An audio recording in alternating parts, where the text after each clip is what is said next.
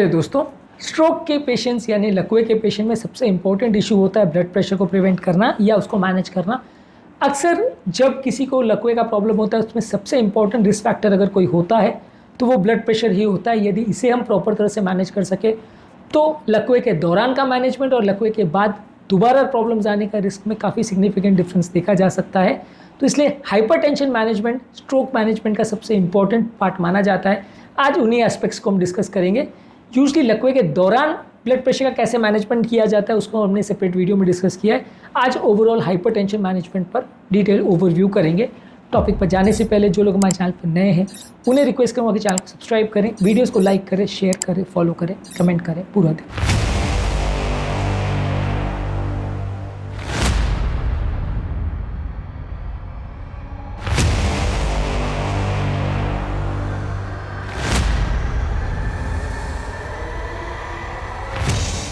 आज का टॉपिक हर उस पेशेंट के लिए इंपॉर्टेंट है जिनको या तो ब्लड प्रेशर का प्रॉब्लम है या लकवे का प्रॉब्लम है या उसका रिस्क है। ये उनको काफ़ी हद तक गाइड करेगा कि ब्लड प्रेशर लकवे के पेशेंट्स में कैसे मैनेज करता है। इसलिए टॉपिक बहुत ज़्यादा इंपॉर्टेंट है, इसे एंड तक देखिएगा। चलिए शुरू करते हैं इंपॉर्टेंट वीडियो। सबसे पहले आपको हाइपरटेंशन को प्रिवेंट करना है, क्योंकि हाइपरटेंशन प्रिवेंशन जो है ये लकवे को कम करने के लिए सिंगल मोस्ट इंपॉर्टेंट इशू माना जाता है। इसको कम करने के लिए आप नमक को कम रखिए। नमक को कम रखना सिंगल मोस्ट इंपॉर्टेंट चीज़ माना जाता है जो ब्लड प्रेशर कंट्रोल में मदद करता है। इसके अलावा सैचुरेटेड फैट्स को कम रखिए, फल ज़्यादा लीजिए, सब्जी ज़्यादा लीजिए, फाइबर वाली चीज़ें ज़्यादा रखिए, रेगुलर एक्सरसाइज करिए, बॉडी वेट को कंट्रोल रखिए, अल्कोहल को कम रखिए, स्मोकिंग को कम रखिए। और ये सारी चीज़ों को करने से बॉडी का स्ट्रोक होने का चांस कंपैरेटिवली कम हो जाता है। Dietary approaches to stop hypertension पर हमने ऑलरेडी डिटेल वीडियो किया जहाँ पे हमने हाइपरटेंशन मैनेजमेंट में क्या क्या चीज़ें यूज़ होती है उस पर बात की है। तो लकवे को अगर आपको प्रिवेंट करना है तो डाइटरी मॉडिफिकेशंस सारी आपको करने की आवश्यकता है। इनको डिटेल में हमने ऑलरेडी वीडियोज़ में डिस्कस किया है। इसके अलावा आपको मेडिसिन लेने की ज़रूरत है। ये मेडिसिन लेने से आप अपने ब्लड प्रेशर लेवल्स को कंट्रोल कर सकते हैं, पर आइडियली ये मेडिसिन आपको उसी लेवल पर लेके रखनी चाहिए या उस लेवल तक लेके रखनी चाहिए जो आपके ब्लड प्रेशर लेवल्स को नॉर्मल लेके आए। कई लोग का क्या होता है कि वो मेडिसिन को बहुत अंडर यूज़ करते हैं, रैंडमली यूज़ करते हैं, कभी यूज़ करते हैं कभी नहीं, कभी डोजेज मिस करते हैं।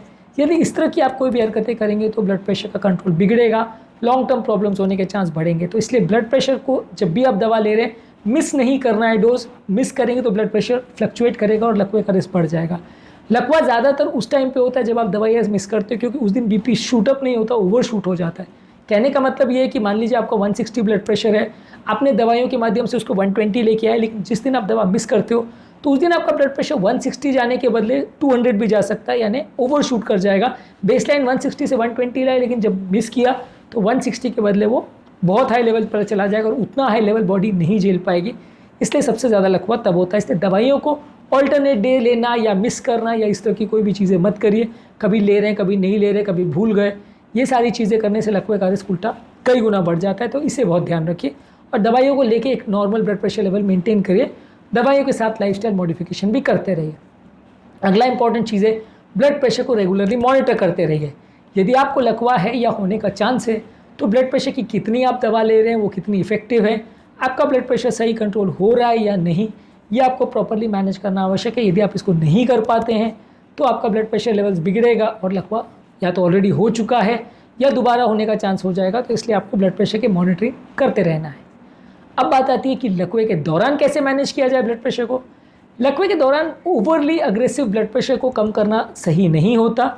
इसका कारण ये है कि लकवा जब होता है तो ब्रेन का एक तरह से प्रेशर थोड़ा अंदर का बढ़ जाता है और ब्रेन में नॉर्मली ब्लड ब्रेन बैरियर के थ्रू एक ग्रेडियंट होता है जिसके कारण से नलियों से ब्लड ब्रेन के अंदर आता है, यानी कि जो दीवार है उसके थ्रू एक प्रेशर ग्रेडियंट रहता है।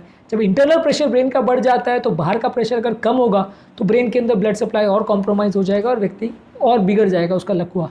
तो वैसे केसेस में आप ब्लड प्रेशर को थोड़ा हायर साइड पे मेंटेन करने की कोशिश करते हो, क्योंकि दवाइयों के माध्यम से भी आपको ब्लड प्रेशर बहुत कम नहीं करना है। बॉडी खुद ये ब्लड प्रेशर को बढ़ा रही है ताकि वो परफ्यूजन ग्रेडियंट मेंटेन रहे और ब्रेन में ब्लड आता रहे।